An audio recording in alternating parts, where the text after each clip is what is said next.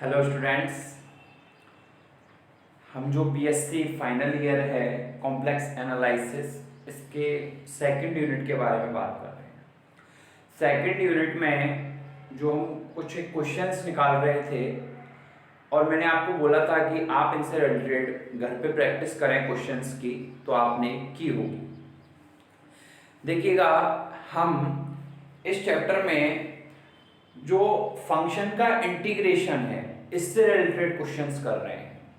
Function का integration है तो इससे रिलेटेड क्वेश्चन करते हैं, इसकी कैसे वैल्यू निकालते हैं और कैसे यदि कॉची प्रमेय का सत्यापन करना है तो कॉची प्रमेय का सत्यापन कैसे होता है। तो ऐसी कुछ प्रॉब्लम्स हम देख रहे हैं।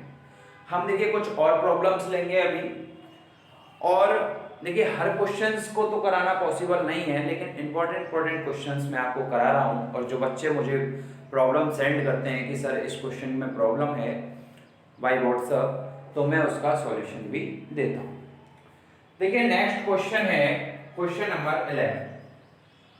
आपका जो है चैप्टर नंबर 7 है, इस चैप्टर नंबर 7 का क्वेश्चन नंबर 11 है।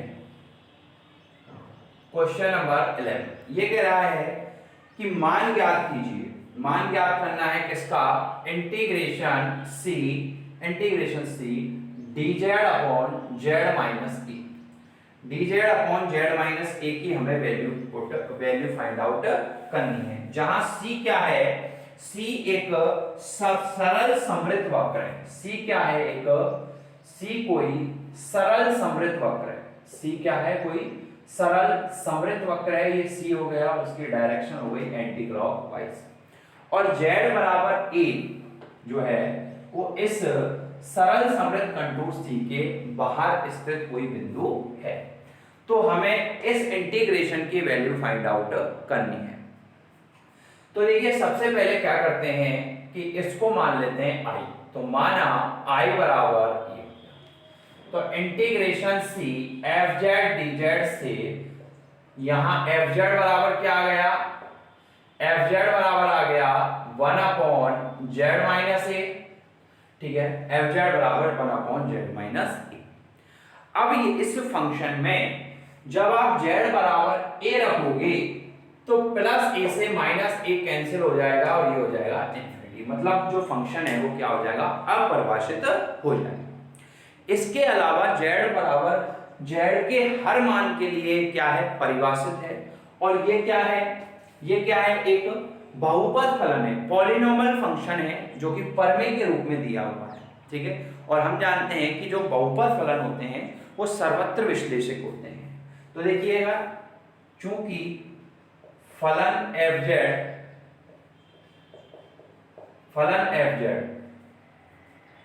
z बराबर a के अतिरिक्त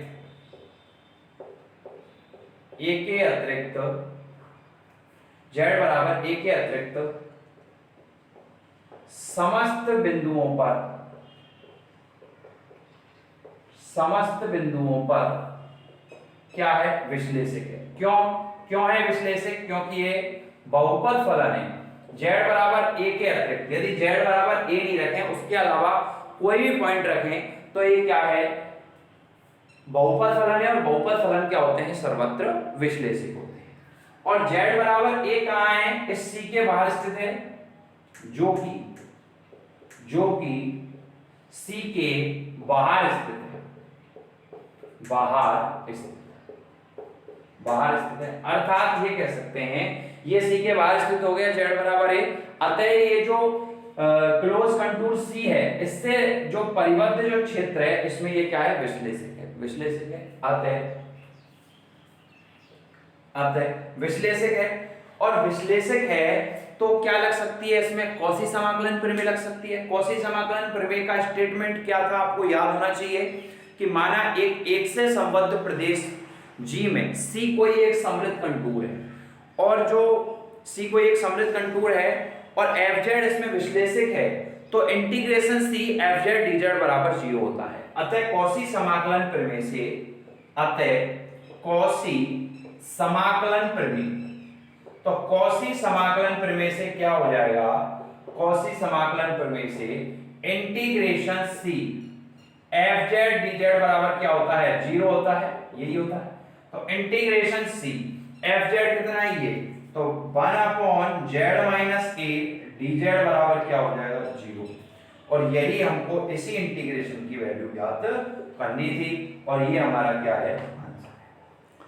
तो देखिएगा बस इसमें कंसेप्ट ये है कि z बराबर a के अतिरिक्त समस्त बिंदुओं पर परिभाषित है, तो इसलिए समस्त बिंदुओं पर विश्लेषक हो गया, और विश्लेषक हो गया तो कौशी समाकलन प्रमेय से integration C F Z D Z बराबर 0 हो जाएगा। एफ जेड है 1/z minus A D Z बराबर 0 और यही हमारा क्या है आंसर है। आशा करता हूं इस क्वेश्चन में आपको कोई प्रॉब्लम नहीं हो। अब नेक्स्ट देखिए क्वेश्चन नंबर 3। देखिए कंसेप्ट आपके समझ में आना चाहिए और इससे रिलेटेड जो मैं क्वेश्चन करवा रहा हूं इससे रिलेटेड आप क्वेश्चंस भी निकालिए। अब आपका नेक्स्ट क्वेश्चन देखिएगा इसी क्वेश्चन नंबर 3।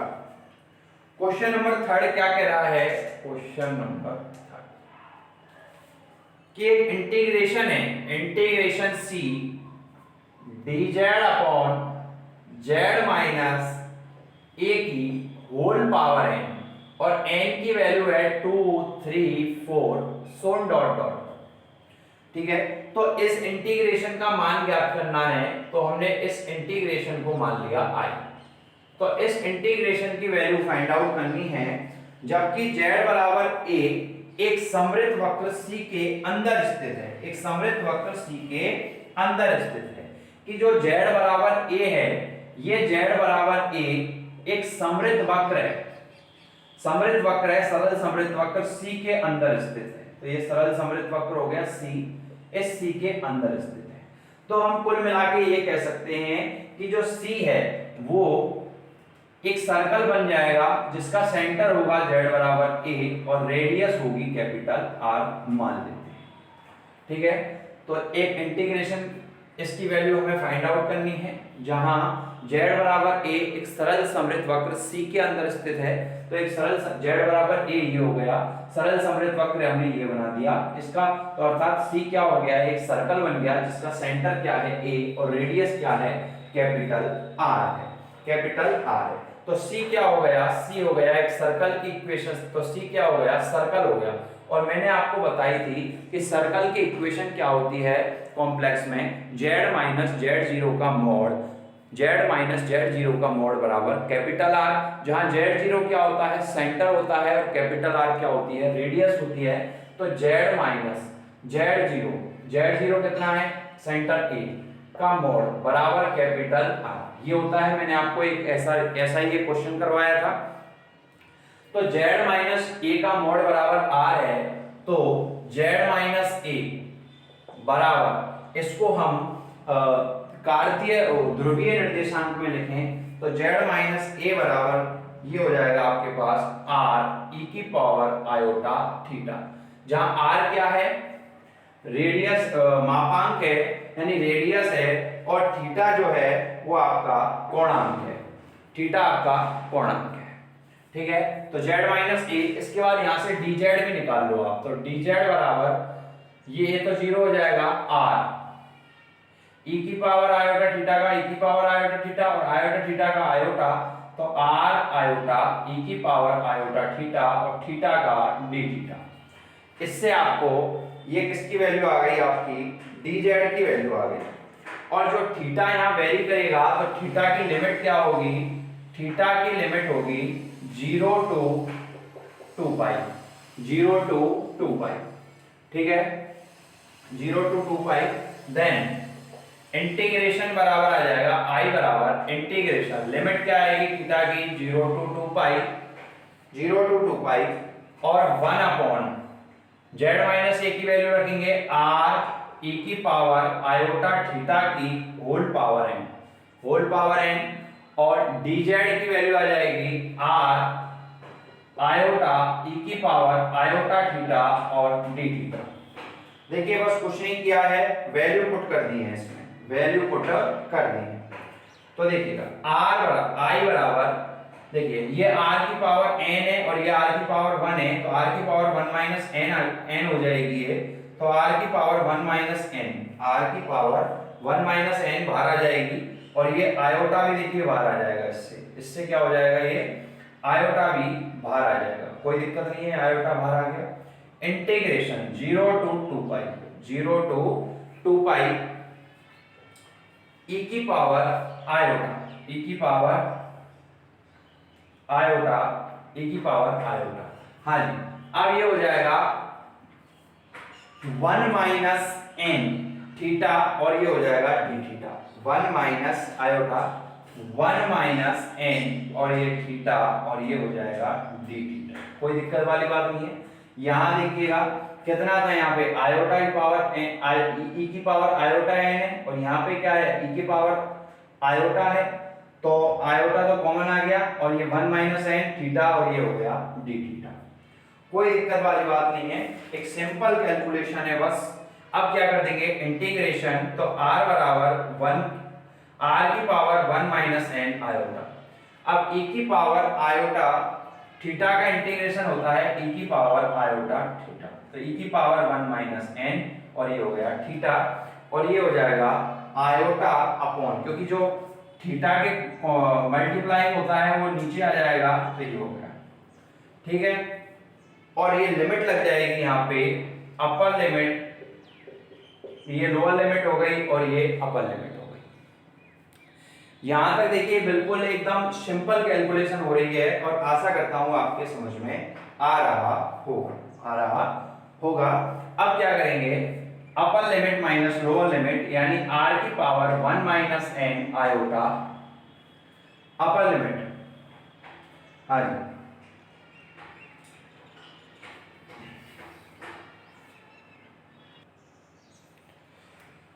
हाँ जी, r की पावर 1 माइनस n, आयोटा से तो आयोटा कैंसिल हो जाएगा और ये नीचे पावर आ जाएगी 1 माइनस n।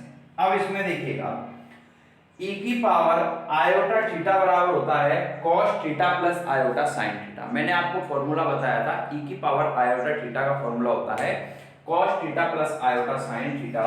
तो cos थीटा कितना है 1 minus n theta plus iota sin 1 minus n theta, ठीक है।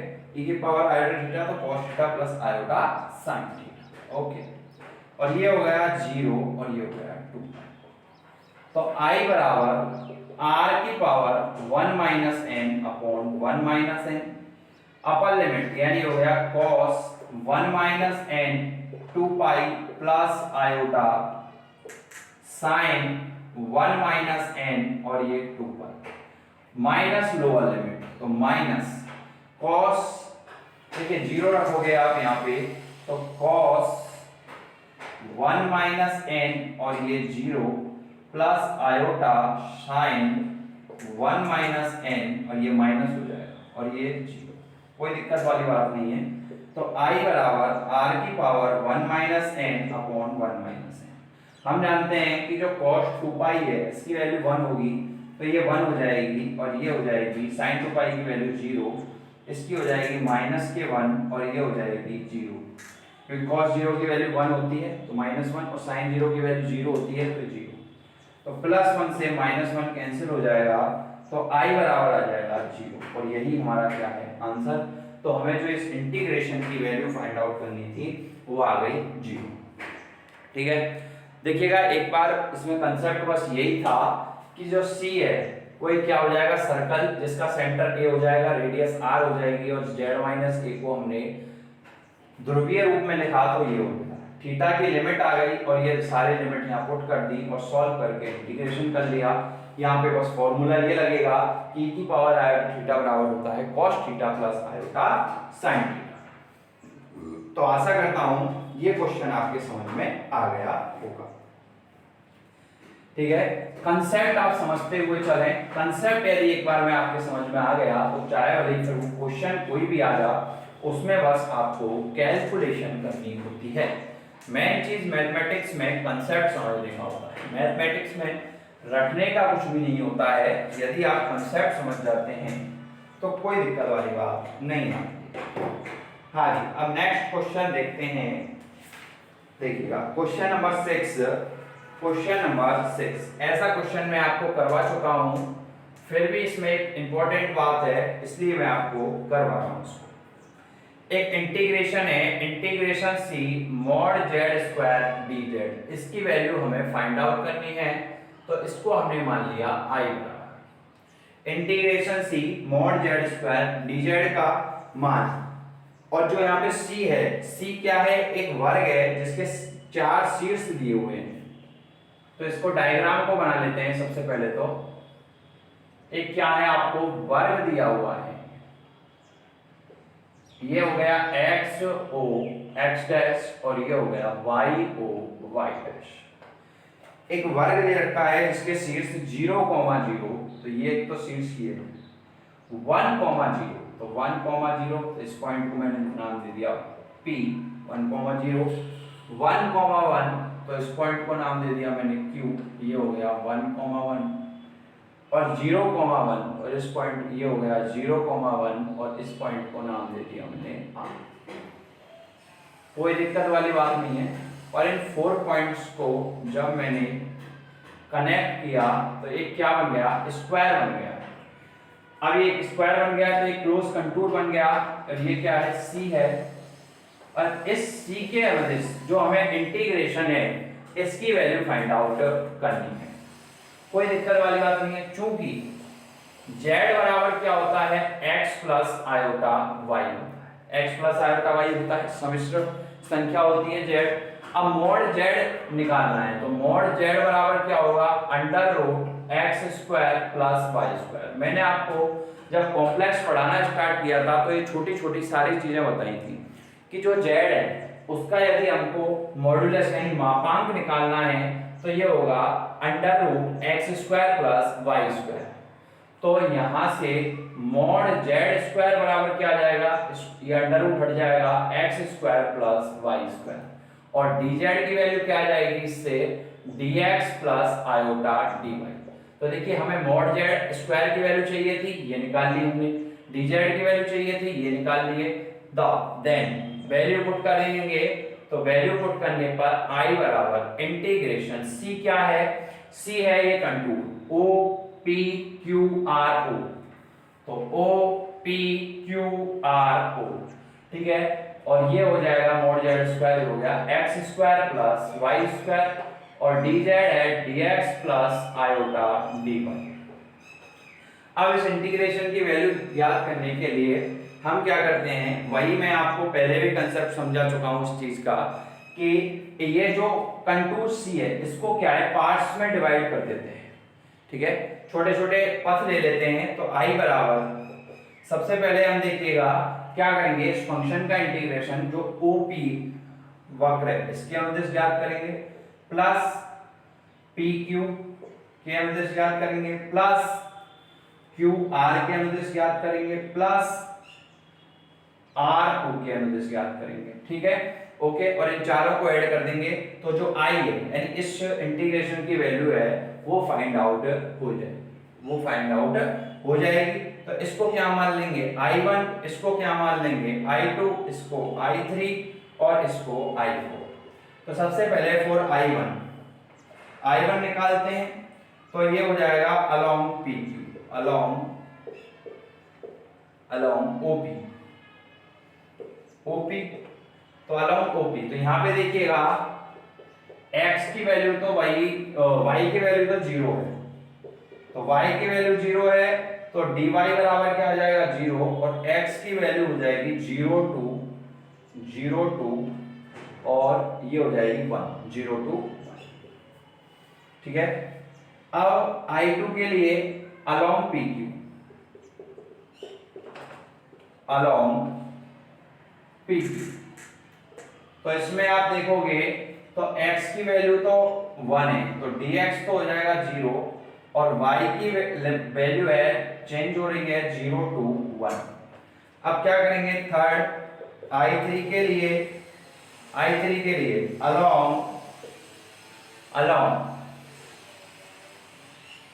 ये देखिएगा y पर अलोंग QR, तो यहां पर y की वैल्यू है 1 तो dy हो जाएगा 0, और x की वैल्यू है 1 टू 0, 1 2 0 और I4 निकालने के लिए अलोंग RO तो यहां पर x की वैल्यू तो 0 है तो dx बराबर 0 आ जाएगा और y की वैल्यू है आपकी 1 2 0 तो ये हमने सारी जो लिमिट्स वगैरह थी वो निकाल ली यहां से। यहां तक कोई वाली दिक्कत वाली बात नहीं है। अब क्या करेंगे, इसमें ये सारी वैल्यू पुट करेंगे अपन।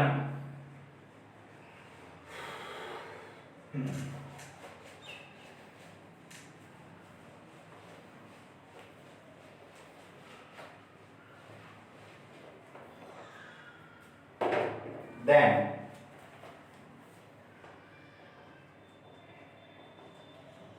I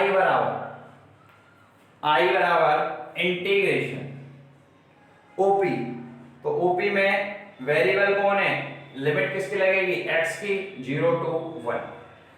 अब यहां पर y तो 0 है तो क्या आ जाएगा x स्क्वायर और ये क्या हो जाएगा, क्या आएगा, y 0 हो गया तो ये हो जाएगा dx प्लस I2 में देखिए I2 के लिए ये आया है PQ, तो यहां पर y की लिमिट आएगी 0 to 1, x की जगह रखेंगे हम 1 तो ये हो जाएगा 1 प्लस और y की जगह रखेंगे हम, y की जगह y रहेगा तो 1 प्लस y स्क्वायर और ये हो जाएगा आयोटा dy। अब I3 के लिए हमें ये लेना होगा QR, x की लिमिट रहेगी 1 to 0 और y की जगह रखेंगे हम 1 तो ये हो जाएगा x स्क्वायर प्लस 1 और ये हो जाएगा y 0 है तो ये हो जाएगा dx प्लस इंटीग्रेशन और अपना फोर्थ है अलोंग RO, तो y की लिमिट है 1 to 0 तो x की जगह 0 रखेंगे तो ये 0 हो गया और ये आ जाएगा y स्क्वायर और ये हो जाएगा आयोटा dy। देखिए वेरी सिंपल कैलकुलेशन है, इसमें कोई दिक्कत वाली बात आपको नहीं होनी चाहिए। एक बार ध्यान से देख लें, मैं थोड़ा साइड में हो जाता हूँ, एक बार बहुत ध्यान से देख लें। कैलकुलेशन बेहद सिंपल है, बस कंसेप्ट है समझने का जो मैंने आपको बताई दिया। हाँ जी, अब इंटीग्रेशन कर देते हैं। x स्क्वायर का इंटीग्रेशन x³/3 और ये लिमिट लगा दी प्लस 1 प्लस y स्क्वायर, तो देखिए ये dy का इंटीग्रेशन y हो जाएगा प्लस और ये y स्क्वायर का इंटीग्रेशन y³/3 हो जाएगा, ठीक है। और ये आयोटा बाहर है ही है और लिमिट लग जाएगी 0 और ये 1 प्लस x स्क्वायर का इंटीग्रेशन x³/3 और dx का इंटीग्रेशन x, कोई दिक्कत वाली बात नहीं और ये हो जाएगा 1 और ये हो जाएगा 0 प्लस y स्क्वायर का इंटीग्रेशन y³/3 और ये आयोटा और ये 1 और ये 0, कोई दिक्कत वाली बात नहीं है यहां तक। अब देखिए इसमें लिमिट पुट कर देंगे तो upper limit minus lower limit, तो ये हो जाएगा अपर लिमिट यानी 1/3 और ये 0 है ये प्लस,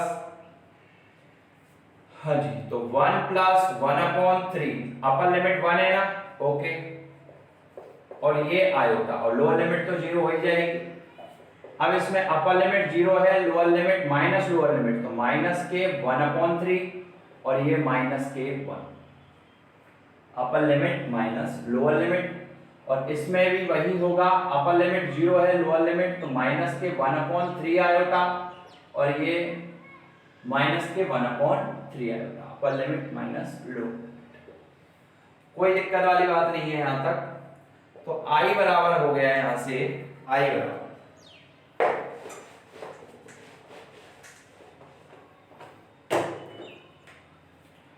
1/3 प्लस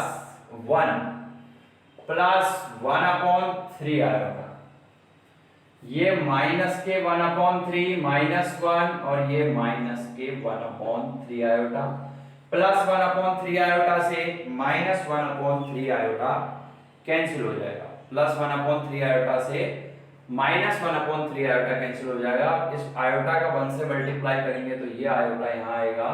ओके, तो और +1/3 से -1/3 कैंसिल हो जाएगा, तो आयोटा आई बराबर आ गया आयोटा और ये -1, और यही हमारा क्या है, आंसर है। देखिए जो वर्ग वाला क्वेश्चन है ये काफी बार एग्जाम में आता है, बस आपको जो डिजिट्स हैं उनको चेंज कर देता है, तो ऐसे क्वेश्चंस पे आप विशेष ध्यान देंगे। आशा करता हूं आपके जो कंसेप्ट है वो क्या है, समझ आ रहा होगा। देखिए मेन चीज यहाँ पे ये है कि आपको बस लिमिट्स निकालना आनी चाहिए, और जो आपका इंटीग्रेशन दिया हुआ है उस फंक्शन में उस फंक्शन की वैल्यू पुट करनी आनी चाहिए, फिर तो बस कैलकुलेशन करनी है आपको।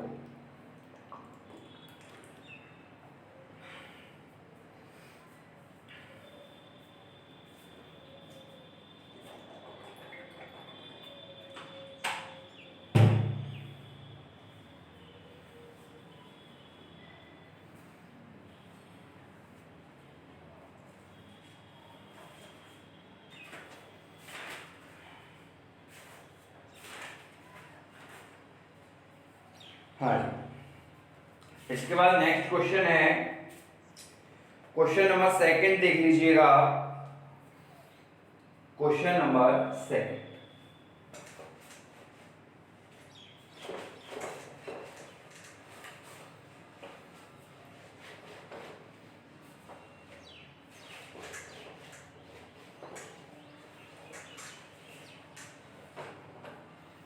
क्वेश्चन नंबर 2 है। ऐसा क्वेश्चन मैं आपके लिए करवा चुका हूं, बस इसका आपको कंसेप्ट थोड़ा समझा देता हूं। करना आपको ये मेरे नोट्स में मिल जाएगा पूरा सॉल्यूशन इसका। करना आपको ये है, ये एक इंटीग्रेशन है, इस इंटीग्रेशन की वैल्यू फाइंड आउट करनी है, तो इसको मान लिया मैंने i, और ये है 0,3, यानी ये x की लिमिट है, ये y की लिमिट है, एक साथ बोल दी उसने, और ये है 2,4, ये 2y प्लस एक्स स्क्वायर और ये dx plus 3x minus y और dy। ठीक है, इसका क्या करनी है, वैल्यू हमें जो इंटीग्रेशन है इसको वैल्यू फाइंड आउट करनी है, और आपको यहाँ पर जो c है वो c 3 चीजें दी हुई हैं, मतलब इसमें 3 क्वेश्चन है सेकंड में। फर्स्ट जो सी दिया हुआ है आपको, एक परवलय दिया हुआ है, परवलय से रिलेटेड मैं क्वेश्चन करवा चुका हूं, आप करने की कोशिश करेंगे। सेकंड आपको सरल रेखा दी हुई है, सरल रेखा से रिलेटेड मैं क्वेश्चन करा चुका हूं, आप करने की कोशिश करेंगे। और थर्ड ही आपको फिर से एक सरल रेखा दी हुई है। देखिए ऐसा क्वेश्चन मैं आपको करवा चुका हूं, बस इसमें कुछ नहीं है कि ये जो परवलय वगैरह आपको दिए हुए हैं, जो सी दिए हुए हैं, इन सी की सबसे पहले जो वक्र है इनकी इक्वेशन निकाल लेंगे और लिमिट्स को पुट कर देंगे और इंटीग्रेशन कर देंगे, आंसर आपके पास आ जाएगा। तो आप इसको करने की कोशिश करेंगे।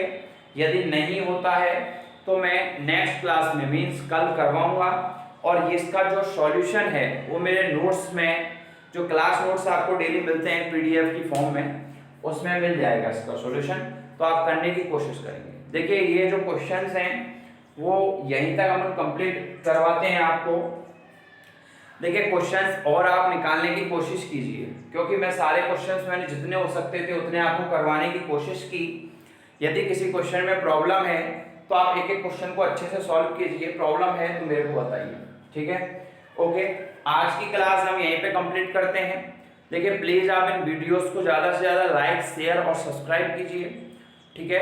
और अपनी जो स्टडी है उसको कंटिन्यू कीजिए, मैथ्स और फिजिक्स केमिस्ट्री की बहुत अच्छे से तैयारी कीजिए, और अपनी जो परसेंटेज है उसको गेन कीजिए। और जो हमारे ऑफलाइन बैचेस चल रहे हैं 10th 11th 12th Hindi English medium के, यदि कोई आपका छोटा भाई बहन कोई रिलेटिव है वो ज्वाइन करना चाहता है तो हमारी डेमो क्लासेस ले सकता है, ठीक है। और जल्दी ही हम जो BSc first year second year final के नए ऑफलाइन बैचेस भी स्टार्ट करेंगे। बच्चों के कॉल आने लग गए हैं कि जब से ये राजस्थान का कंप्लीट हुआ है गवर्नमेंट की तरफ से क्या शेड्यूल रहने वाला है, तब से तो जल्दी ही हम स्टार्ट करेंगे ऑफलाइन बैचेस भी। तब तक आप अपनी स्टडी कंटिन्यू कीजिए। Thank you so much.